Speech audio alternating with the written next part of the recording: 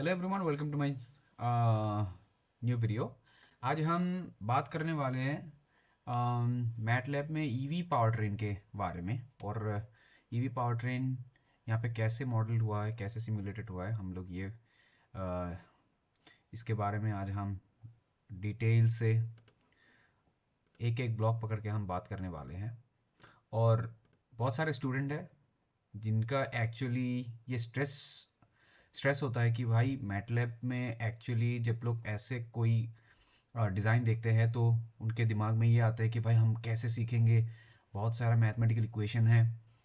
तो चले हम अगर स्टेप बाय स्टेप इसको कोशिश करें समझने के लिए, तो with respect to time practice करते करते आप लोग भी सीख जाएंगे। दरअसल मैटलैब एक प्रोग्रामिंग लैंग्वेज ही है, लेकिन जो यहाँ पे जो सिमुलिंग का पार्ट है, आप लोग जानते हैं कि डायनामिक सिस्टम डिज़ाइन करने के लिए हम सिमुलिंक यूज़ करते हैं। तो अभी चलो, डायनामिक सिस्टम क्या होता है। कोई भी अगर सिस्टम हमारे इर्द गिर्द हम देखते हैं, कोई इलेक्ट्रिकल हो गया, मैकेनिकल सिस्टम हो गया, ये तो मैंने बहुत ले ले वाला बात कर दी। तो ये है डायनामिक सिस्टम। डायनामिक सिस्टम यानी कि यहाँ पे इनपुट जो होता है उसका एक्चुअली इनपुट वेरिएबल होता है, आउटपुट भी वेरिएबल होता है। इसका मतलब है टाइम के साथ इनपुट और आउटपुट चेंज होता है, तो इसको हम डायनामिक सिस्टम बोल सकते हैं। अगर एग्जाम्पल के तौर के अगर हम देखें, बैटरी का वोल्टेज कभी मैक्सिमम होता है, कभी लो होता है। इसको चार्ज के हिसाब से अगर बैटरी का अगर वोल्टेज सप्लाई होता है तो ये इफेक्ट पड़ेगा ना बीएलडीसी में। तो ये जो मोटर है उसका इनपुट होता है वोल्टेज। सो वोल्टेज का अगर वेरिएशन होगा तो बीएलडीसी मोटर के भी आउटपुट जो कि है टॉर्क पावर, उनका भी वेरिएशन होगा, है ना। तो इसको हम डायनेमिक सिस्टम बोलते हैं। तो चलो, डायनेमिक सिस्टम अगर हम प्रोग्राम करना चाहते हैं, प्रोग्राम यानी कि ये टेक्सचुअल प्रोग्राम नहीं है। अगर हम एक चलो मान लो अगर हम एक ईवी पावर ट्रेन डिज़ाइन करें, तो ईवी पावर ट्रेन में अगर हमारा रिक्वायरमेंट ये रहता है कि यार स्पीड ऐसा होगा, टॉप स्पीड ऐसा ऐसा होगा, मास ऐसा होना चाहिए, इतना पैसेंजर होना चाहिए। तो ये हो गया हमारा सिस्टम लेवल रिक्वायरमेंट।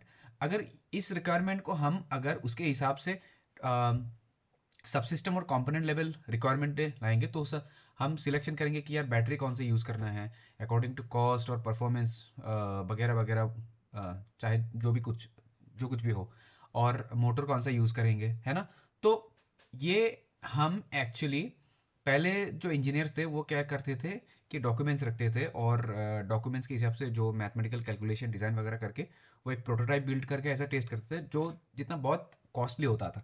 लेकिन मैटलैब सिमुलिंग जैसा जो सॉफ्टवेयर होता है, सिमुलेशन बेस्ड सॉफ्टवेयर होता है, वहाँ पे हम चाहे तो मॉडल कर सकते हैं। इसका मतलब है कि इस एनवायरनमेंट में हम एक सिस्टम का डिज़ाइन करके उसको हम ऐसे वर्चुअली टेस्ट भी कर सकते हैं, वर्चुअली रन कर सकते हैं, कि देख सकते हैं कि भाई हमारा जो डिज़ाइन है वो अगर एक्चुअली काम करेगा या नहीं करेगा। लेकिन इसका मतलब ये नहीं कि एक्चुअल में वे ऐसा ही रिजल्ट देगा। तो चलो, हो गया, इसको ग्राफिकल प्रोग्रामिंग कहते हैं हम, क्योंकि यहाँ पे हम एक्चुअली कोई टेक्स्ट बेस्ड प्रोग्राम नहीं कर रहे हैं। तो टेक्स्ट बेस्ड प्रोग्राम क्या होता है, आप चाहे देख सकते हैं यहाँ पे VS कोड है, पाइथन है, यहाँ पे सब कुछ टेक्सचुअल फॉर्म में है ना। जितना भी हम लोग मैथमेटिकल इक्वेशन और जितना भी हम कमांड यहाँ पे दे रहे हैं, सब टेक्स्ट के थ्रू दे रहे हैं। लेकिन यही हम ग्राफिक्स में भी कर सकते हैं, है ना। तो ग्राफिकल ये हो गया ग्राफिकल प्रोग्रामिंग लैंग्वेज। और एक ग्राफिकल प्रोग्रामिंग लैंग्वेज है जिसको हम लैब व्यू कहते हैं, जो software in the loop testing करने के लिए यूज होता है। चलो, हम बाद में ये बात करेंगे।